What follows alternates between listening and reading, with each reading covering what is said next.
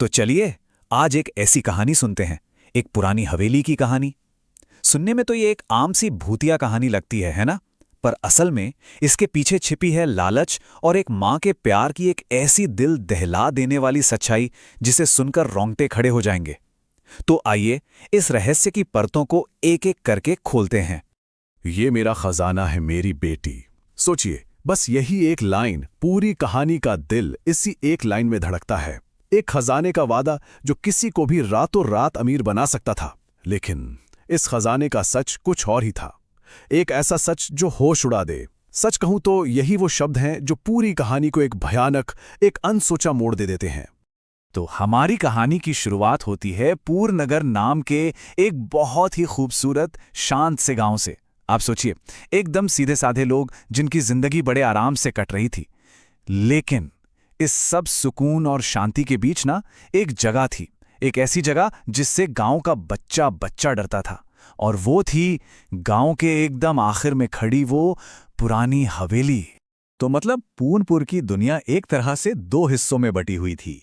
एक तरफ तो था ये प्यारा सा गांव जहां बस सुकून था, शांति थी, और दूसरी तरफ उस पुरानी हवेली का खौफ।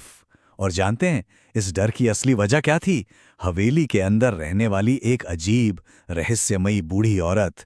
गांव वालों का तो यहां तक कहना था कि वो कोई इंसान है ही नहीं। और फिर इस शांत माहौल में एंट्री होती है चार नए लोगों की। राजीव, उसकी पत्नी रिया और उसके दो भाई रमन और प्रेम। ये लोग शहर से आए थे और इनका दावा था कि भाई ये हवेली तो उनके दादाजी की है और वो इसे बेचने आए हैं। गांव वालों ने उन्हें बहुत समझाया, बहुत डराया, पर उन्होंने क्या किया? सब कुछ अंधविश्वास कहकर हंसी में उड़ा दिया। तो भाई पूरे कॉन्फिडेंस के साथ ये चारों हवेली के उस बड़े से दरवाजे के अंदर चले जाते हैं। उन्हें जरा भी अंदाजा नहीं था कि दरवाजे के उस पार एक ऐसा सच उनका इंतजार कर रहा है जो न सिर्फ उनका लालच जगाएगा बल्कि उनकी जिंदगियां हमेशा के लिए बदल देगा। अंदर घुसते ही उन्होंने देखा हवेली जितनी शानदार थी ना, उतनी ही डरावनी भी। हर तरफ जाले, धूल, और तभी एक कोने में उन्हें वो औरत दिखी। वही बूढ़ी औरत जिसके किस्से उन्होंने सुने थे। बिखरे हुए सफेद बाल। वो अचानक से अपनी जगह पर खड़ी हो गई और कांपती हुई आवाज में बस एक सवाल पूछा, तुम लोग क्यों आए हो यहां? और बस यहीं से पूरी कहानी पलट जाती है।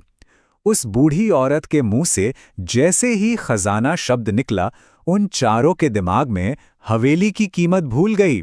अब उनकी आंखों में सिर्फ और सिर्फ उस छिपे हुए सोने की चमक थी। उनका प्लान बदल चुका था।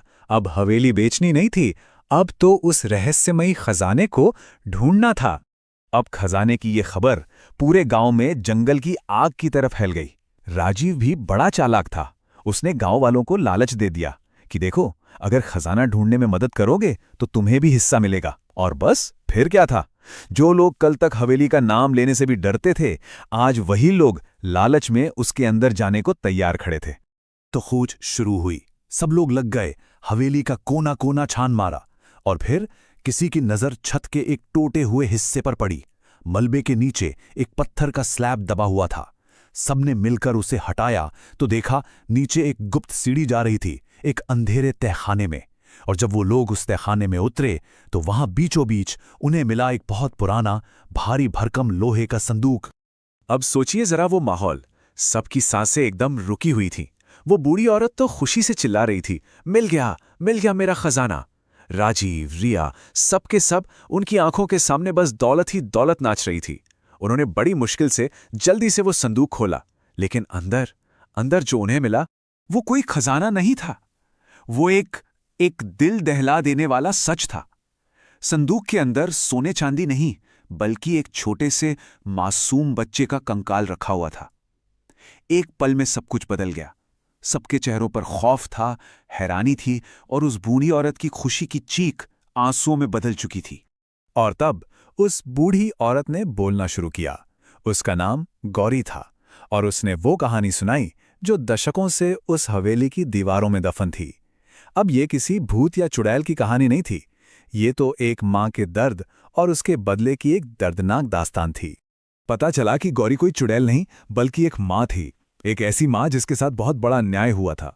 हुआ ये था कि उसके पति और ससुर को बेटा चाहिए था, और बेटे की इसी चाह में उन्होंने एक तांत्रिक के कहने पर अपनी ही नवजात बेटी की बलि दे दी। जब गौरी को इस हैवानियत का पता चला तो गुस्से और दुख में उसने अपने पति, ससुर और उन सब लोगों को मार डाला जो इस गुनाह में शामिल थे। लेकिन इस सदमे ने उसकी दिमागी हालत बिगाड़ दी। उसकी याददाश्त चली गई। उसके दिमाग में बस एक ही बात रह गई कि उस संदूक में उसकी बेटी नहीं बल्कि उसका खजाना बंद है। गौरी की ये कहानी सुनकर वहां मौजूद हर एक शख्स बस सन्न रह गया। हवेली का जो रहस्य था वो अब कोई रहस्य नहीं था, वो तो एक दर्दनाक हकीकत थी। और ठीक इसी पल राजीव और उसके साथियों का असली चेहरा भी सबके सामने आने वाला था। सच सामने आते ही राजीव का लालच अब गुस्से में बदल चुका था। उसने घिनौनेपन में उस संदूक को लात मार दी। खैर, तब तक पुलिस भी आ चुकी थी। जब उनसे हवेली के मालिकाना हक के कागजात मांगे गए तो सारा झूठ सामने आ गया। उन्होंने मान लिया कि वो लोग धोखेबाज हैं और हवेली पर अवैध कब्जा करने आए थे। बस फिर क्या था, पुलिस ने चारों को वहीं गिरफ्तार कर लिया। लेकिन इसके बाद जो हुआ वो सच में इंसानियत की एक बहुत खूबसूरत मिसाल थी। गांव के सब लोगों ने मिलकर उस नन्ही सी जान की अस्थियों का पूरे मान सम्मान के साथ अंतिम संस्कार किया। उसे वो इज्जत दी जो उसे जिंदगी में कभी नहीं मिल पाई थी। और शायद इसी वजह से गौरी की सालों की पीड़ा उस दिन आंसुओं में बह गई। और कहानी का अंत इससे खूबसूरत नहीं हो सकता था। गांव वालों ने उस हवेली को, जो कभी डर और खौफ की निशानी थी, उसे एक स्कूल में बदल दिया। लड़कियों के लिए एक स्कूल, और उसका नाम रखा गौरी कन्या विद्यालय, एक मां की याद में। तो देखिए, जो कहानी एक खजाने के लालच से शुरू हुई थी वो एक मां की याद में एक खूबसूरत विरासत बनकर खत्म हुई।